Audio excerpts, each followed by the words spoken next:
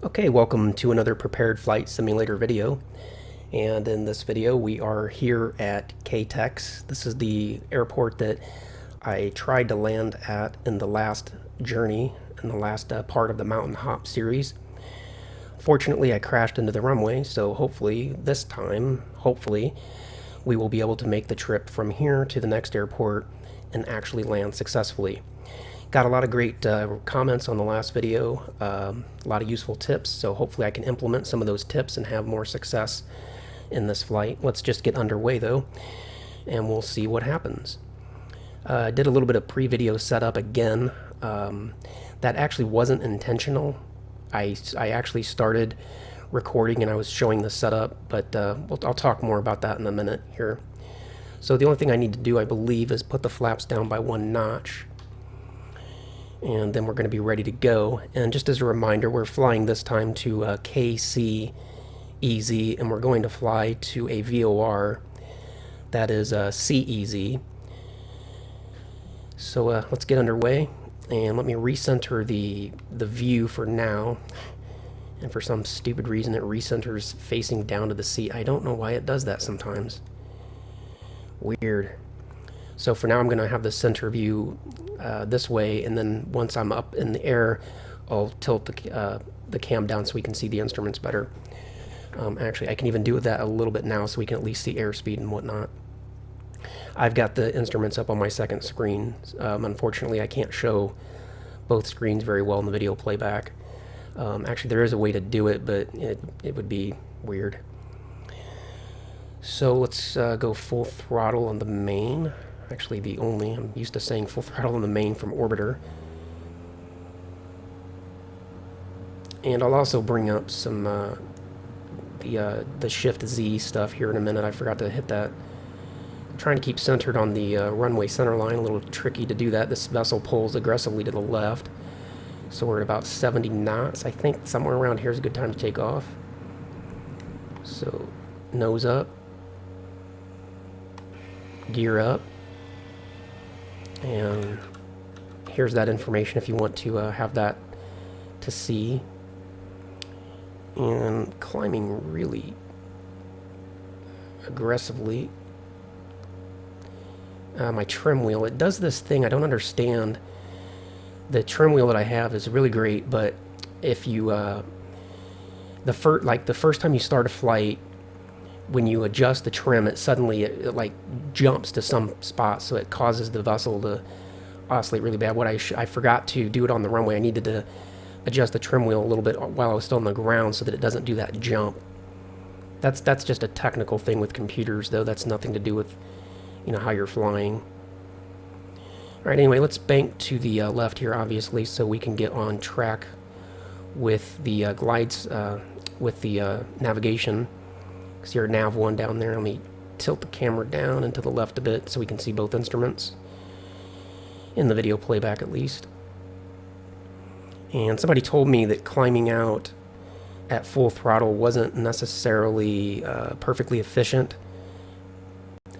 So we'll try to maybe do a bit of throttle adjustment. I'll also talk now a little bit about, this is actually the second time I started recording this. The first time I experienced just a crash with Prepared because I was trying to show something in one of the menus.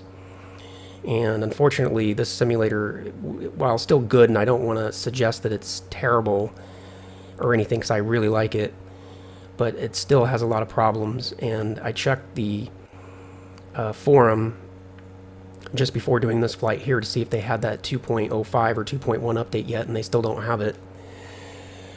So I did this flight once, or started to do it, and had a crash to the desktop. And actually, I kind of forgot where I was going with that. But anyway, I was trying to look at the data card for the Munia claim in the menus. If you go menu, select vehicle, it gives you information about the vehicle. And I was just wanting to read a little bit about like what the climb rate is, and like to get some of that information and show it in the video so everybody else could see it. And anyway, that's when it crashed. And I actually kept recording beyond that, and then my doorbell rang, and I just scrapped that video and decided to start over. So there's a little bit of back history for you. You can see here we're flying, we're not on track with the navigation, but we're also not in a position to turn to the left because those mountain peaks over there are kind of intimidating. In fact, the one in front of me is kind of intimidating, so I certainly don't want to make life more difficult. In fact, I left my flaps up down all this whole time. Let me bring the flaps back in, and that'll increase my airspeed, which will increase my climb rate. But I want to get over this peak before I try to get on track with the VOR. Okay, now that things are fairly stable, let's take a look out the right side.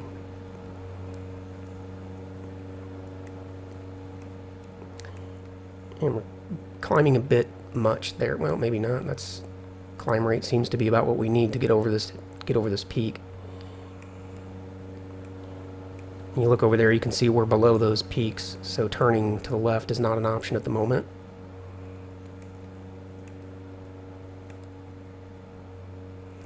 But I kind of enjoy this kind of flying, flying in the mountains and having really steep peaks right next to you as you're taking off. Not that it necessarily makes it more challenging in a sense. It's better looking, I think. Boy, that stuff is close.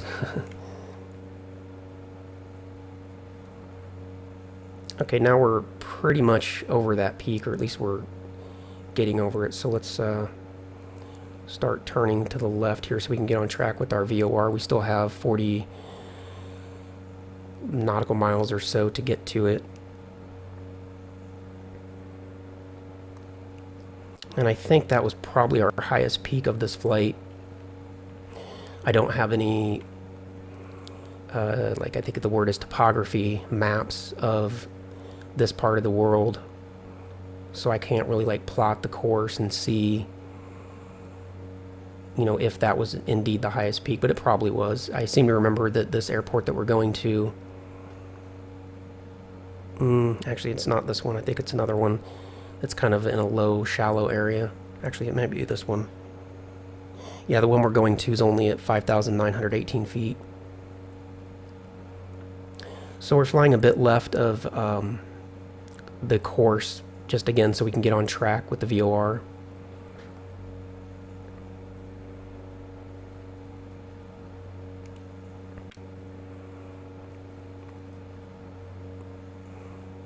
And if we want, we can turn on the autopilot, but I kind of enjoy the interactivity of manual flight.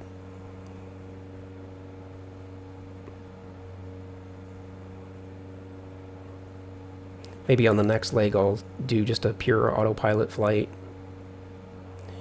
We're getting pretty close to being on track, so we need to be vigilant of that turn that's coming up here in just a few more seconds. We'll be banking to the right. Just adjusting the elevator trim ever so slightly. I mean, it's almost imperceptible. I've got my forefinger and thumb on the trim wheel and just gradually nudging it one way or the other. That's keeping the altitude, right here where we're at, so we don't climb or descend. Although I should probably climb just a little bit more to have an even number of 12.5. Probably time to start thinking about that bank to the right. And as I do that banking maneuver, I'm going to just nudge that trim wheel just a tiny, tiny bit, just to make sure that the nose doesn't go into the ground. Now coming out of the turn, nudging the trim wheel just a bit more up so that we don't climb out of the turn. And we're not quite on track with the VOR yet.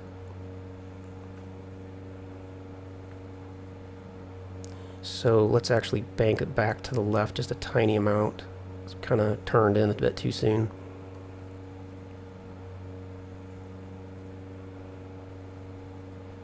Did I forget to raise the landing gear? Oh my god. Okay. Whatever. And taking out a lot of trim now. I raised the landing gear in the first flight. I remember doing it. But then the system crashed and the doorbell rang and all kinds of stuff was going on, so.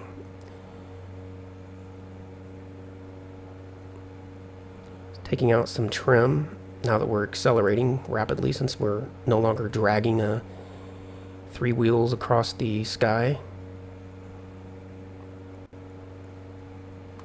That's a really pretty outlook out there, I think, you know, as far as sim graphics go.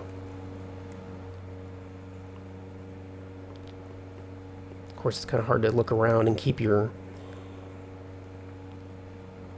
attention exactly where it needs to be. Yeah, we're basically on the VOR now.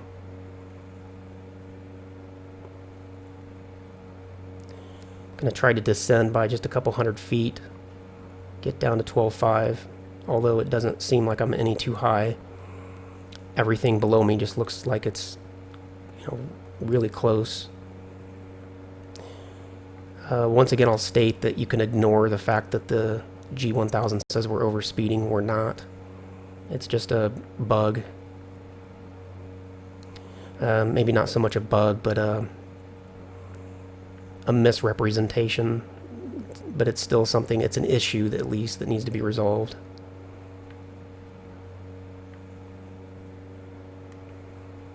Just nudging the trim wheel ever so slightly again. And that's why we were going so slow before we had the landing gear down. Arg.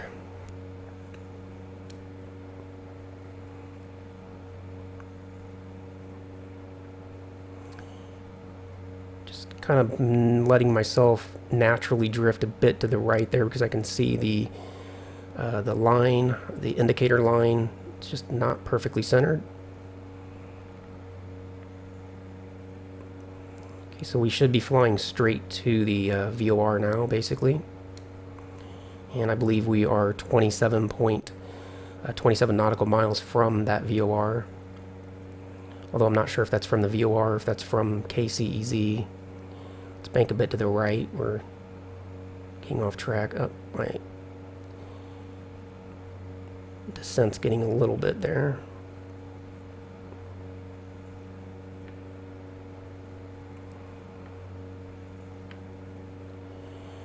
Okay. Feeling pretty good.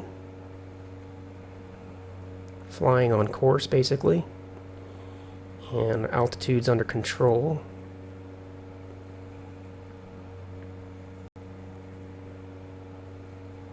Hanging out around 12.5, that's our target altitude, that's the altitude I stated. So if we can fly at that altitude within 100 feet or so, then we should be okay. Starting to descend a little bit, so tap the trim wheel just a tad. It's a little bit harder to keep the altitude when you're flying faster, apparently. When I was flying half the speed, it was a lot easier to keep the altitude right where I wanted. Now I wonder, am I going to have to go over that mountain?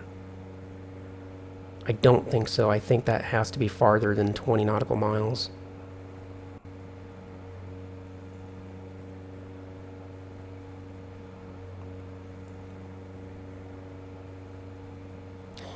I'm going to slow things down a little bit. Perhaps maybe that'll increase efficiency.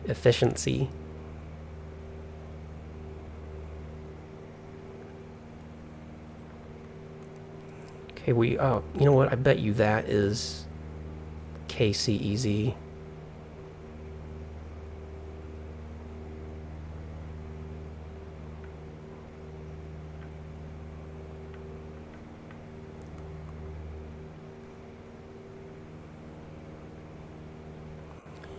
Because we are, let's see, we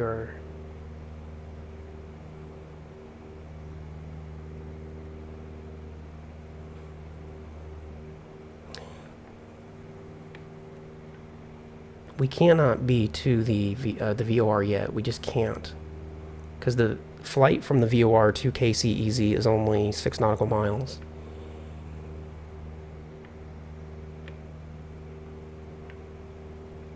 Losing altitude, not paying attention to that. So let's Take care of that, get back to our target altitude of 12.5 for now.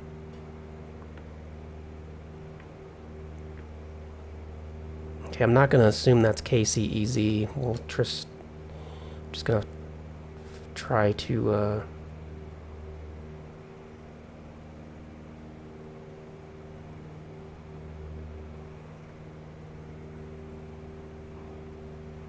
this is actually a lot easier in the Cessna Caravan that has less sophisticated instrumentation. I know I can see where I am in relation to the VOR, but in this G1000 I have a harder time understanding what I'm looking at,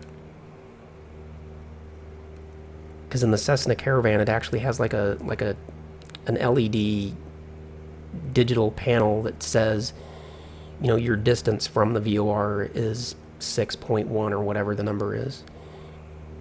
Okay, so that's not KCEZ there, it's too close. And this waypoint, you know, is this distance from the airport, or is it from the CEZ? That's what I don't understand. Okay, I'm getting really far off track now, so I must be flying right over the VOR about now.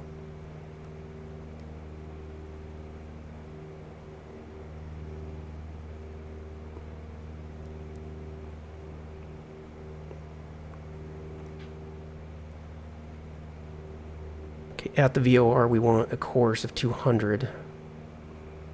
Okay, that was way too aggressive of a turn. Slow things down a bit more. Maybe that is KC. It is KCEZ, of course it is. Okay. So basically, see, when you don't have that GPS to look at down in the lower right, when you're in the Cessna Caravan, you don't have that. So, and I mean, it's not cheating because it's technology that we really do have. But I kind of like to know how to do things, like, you know, multiple ways to solve a problem, basically. I don't want to just rely on one method of flying. So I'm going to go down. See, winds are 0, so it doesn't matter. So I'm going to go down into that valley a bit, turn around and come back in. I really should have just landed straight in, but I couldn't tell for sure that was KCEZ because I was still expecting to get to that VOR. And this navigation must just simply be based on GPS. So what I'll do maybe is fly the next leg of the journey in the Caravan, and I can show you what I mean.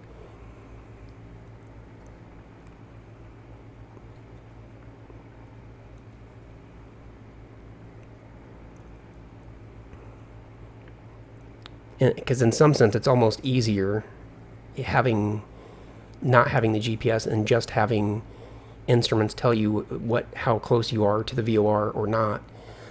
If you're using pure GPS, of course, that's the very easiest. But trying to do this sort of hybrid of GPS and VOR is I can't work out how that works in this airplane. So it's like you need to really use one or the other, but not a mixture. That's okay. We needed to descend a bit anyway, so this is just giving us a chance to get down, because this airport's closer to 6,000 feet.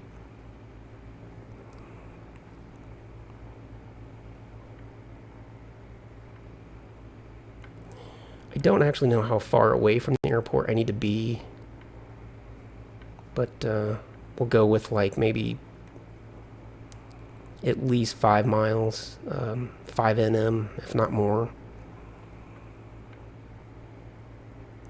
And we can ignore the line here, of course, at this point, because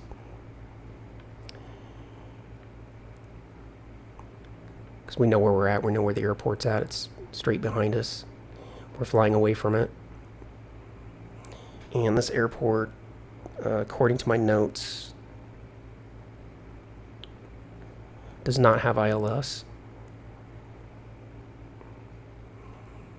Okay, so we're descending at 800 feet per minute. Okay, we're about 5 nautical miles out. Don't really feel like that's quite far enough. I'm going to go a little farther.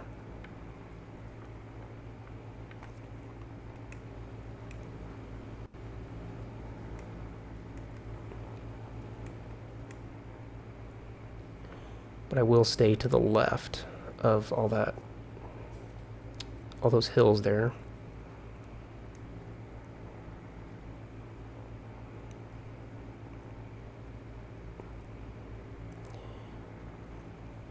Okay, we're only about 2,900 feet above ground, so let's level things out a bit.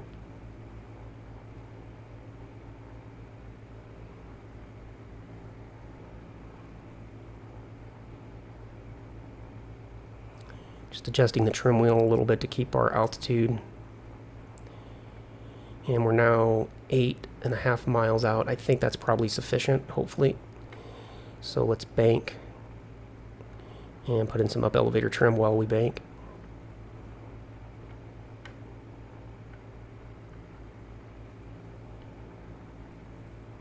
And this is I believe a 30-degree bank. Comment that was left on the last video said that the smaller lines, this is a 10-degree marker, that's a 20-degree, but then the larger ones are 30.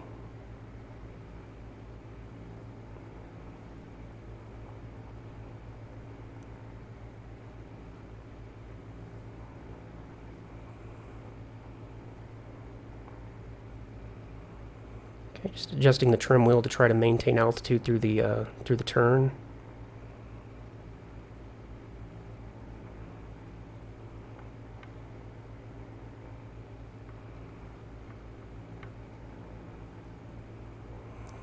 And we're almost turned back around toward the runway.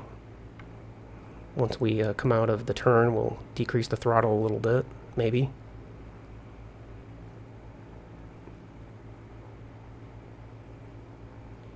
And this time I just really have to get my mind ready to not flare high. It's just hard because this airplane just feels like it's lower to the ground. Okay, coming out of the turn. We're 8 nautical miles out. So let's just find a nice rate of descent here. Let's cut the throttle back a bit more.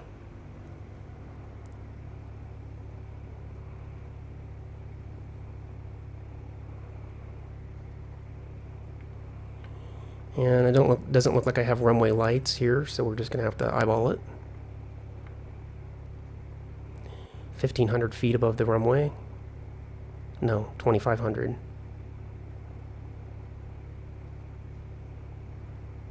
So we need to lose quite a bit of altitude. Let's throw the flaps down 1 notch. Put the gear down before I forget about it.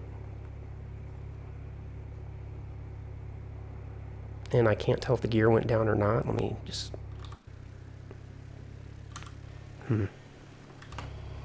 Okay. Let's level things out.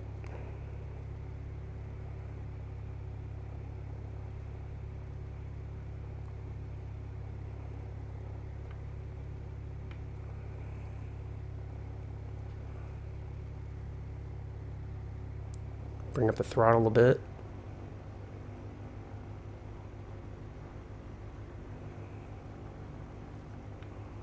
Okay, focus on the end of the runway, not the beginning, the end.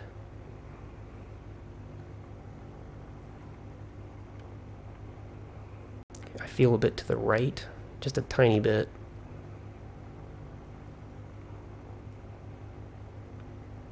That feels centered.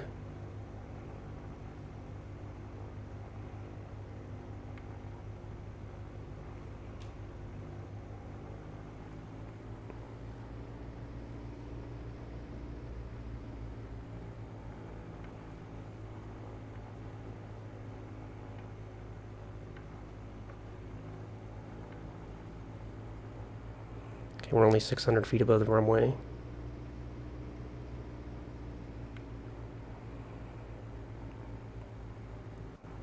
Using throttle this time to adjust for the rate of descent.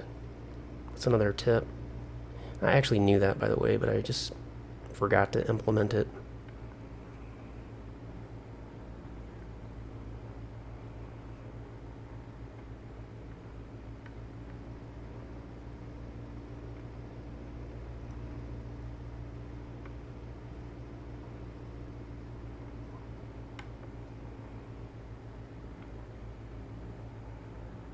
See, I still feel so high.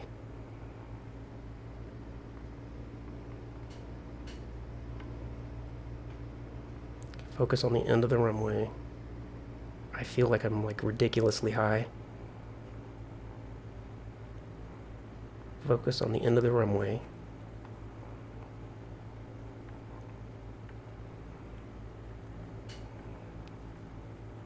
Don't crash.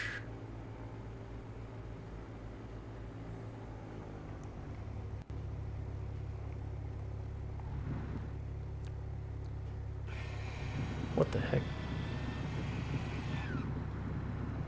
Hey, look at that. We got it down without crashing, although I did hop.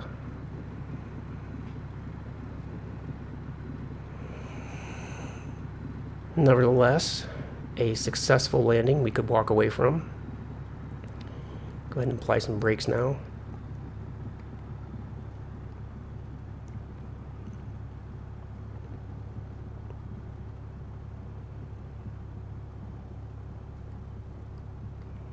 And we'll come to wheel stop.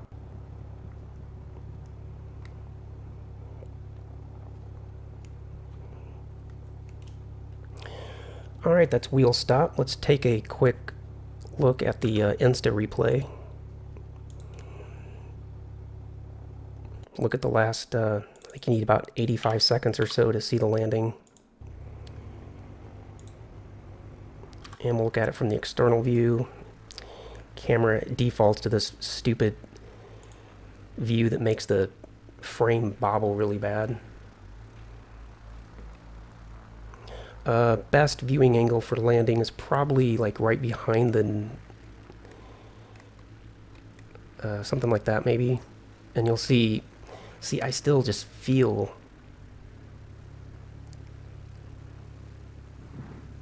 and then we hop, so I'm thinking that means we touched down a little fast.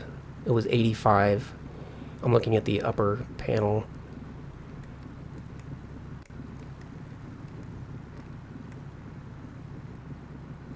So an 85 knot touchdown, that might have been a little quick because we still had enough airspeed to hop back up. I didn't catch what the... Let me look at that one more time.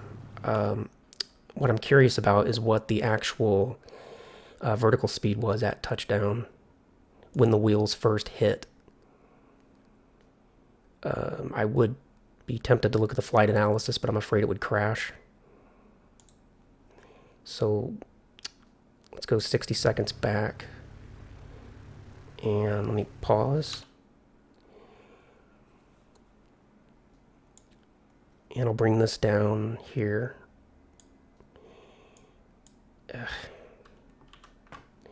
And then we can see the vertical speed at touchdown. Okay, unpause. 150 feet per second or per minute. So I actually don't know how that converts like into meaningful data, because in orbiter you want to touch down with the XR2 it ideally like a meter per second or less, or I mean a couple meters per second's okay too, but a nice soft touchdown would be like 1 meter per second. So I don't really know what 150 feet per minute is. I'll have to calculate that and figure it out. Anyway, that's going to be it for this flight, this leg of the journey. Hopefully you enjoyed it, and give me a thumbs up just for having the first successful landing, I think, in all these mountain hops. I think I crashed every single one of the other ones. So where are we going from here? In the next one, we are going to go from this airport which is again Kilo Charlie Echo Zulu, and we're going to fly to, where are we going? Let me find it.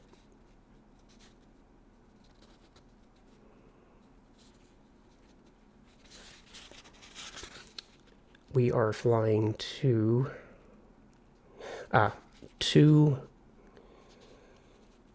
Victor 1, I believe, or is it Vector? Victor or Vector 2, Victor 1. And that is going to be